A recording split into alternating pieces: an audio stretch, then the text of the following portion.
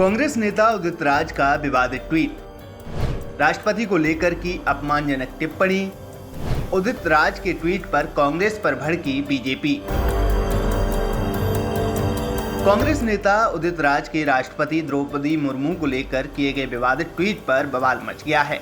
उदित राज के ट्वीट को लेकर बीजेपी ने कांग्रेस पर बड़ा हमला बोला है। आइए पहले जानते हैं कि कांग्रेस नेता उदित राज ने अपने ट्वीट में क्या लिखा है। दरअसल उन्होंने राष्ट्रपति द्रौपदी मुर्मू के नमक वाले बयान पर ट्वीट किया, जिसमें राष्ट्रपति को लेकर अपमानजनक शब्दों का इस्तेमाल किया गया। उदित राज के ट्वीट पर बीजेपी कांग्रेस को घेर रही है।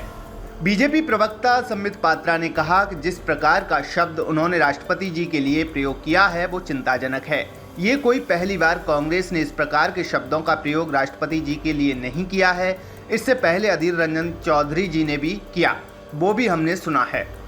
संबित पात्रा ने कहा कि ये सब कहीं न कहीं कांग्रेस की मानसिकता को दर्शाता है और ये कहीं न कहीं आदिवासी विरोधी मानसिकता को उजागर करता है। कांग्रेस को इसके लिए क्षमा मांगना चाहिए। आज उदित राज जी जो कांग्रेस के नेता है, जिस प्रकार के शब्दों का प्रयोग उन्होंने महामहिम राष्ट्रपति आदरणीय द्रौपदी मुर्मू जी के लिए किया है, वो चिंताजनक और दुखद है, अशोभनीय है। और कोई पहली बार कांग्रेस पार्टी ने इस प्रकार के शब्दों का प्रयोग महामहिम राष्ट्रपति जी के लिए किया हो, ऐसा भी नहीं है।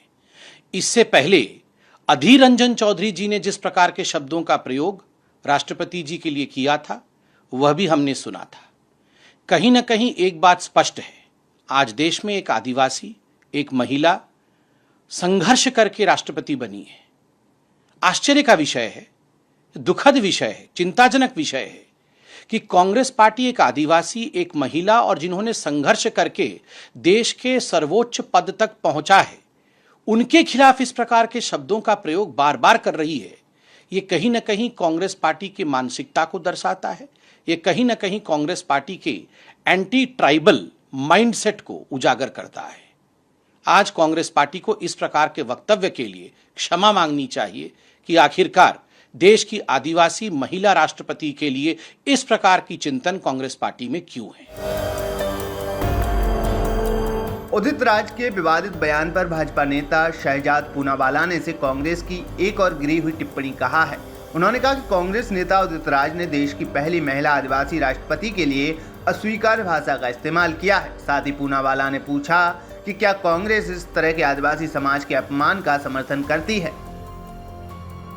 द्रौपदी मुर्मू जी देश की पहली आदिवासी महिला राष्ट्रपति के विषय में इस्तेमाल किया है। बार बार उनका अपमान करने की एक प्रथा कांग्रेस पार्टी ने बना रखी है। इससे पहले अजय कुमार जी ने क्या कहा था कि उनकी दुष्ट मानसिकता है। आदिवासी समाज के ऊपर इतना बड़ा अपमानजनक शब्दों का इस्तेमाल किया था। उसके बाद आपने देखा कि अधीर रंजन चौधरी जी ने राष्ट्रपत्नी कहकर उनका अपमान करने का प्रयास किया था।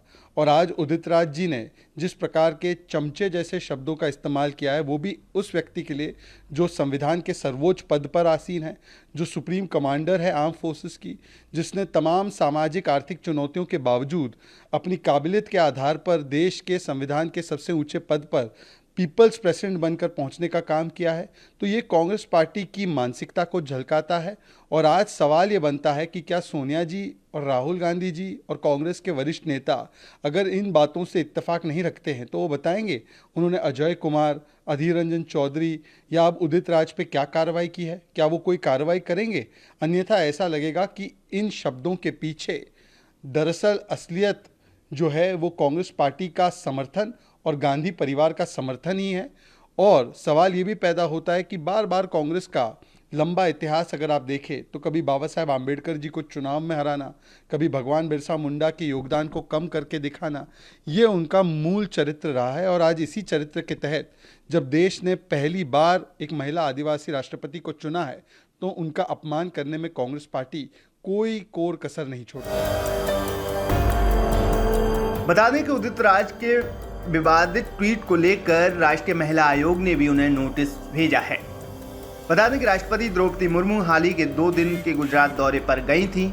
इस दौरान उन्होंने साबरमती आश्रम पहुंचकर महात्मा गांधी को पुष्पांजलि दी थी। इसके बाद उन्होंने यहां एक कार्यक्रम को संबोधित करते हुए कहा था कि गुजरात में देश का 76% नमक बनाया जाता है। ये कहा जा सकता है कि सभी देशवासी गुजरात का नमक खाते हैं।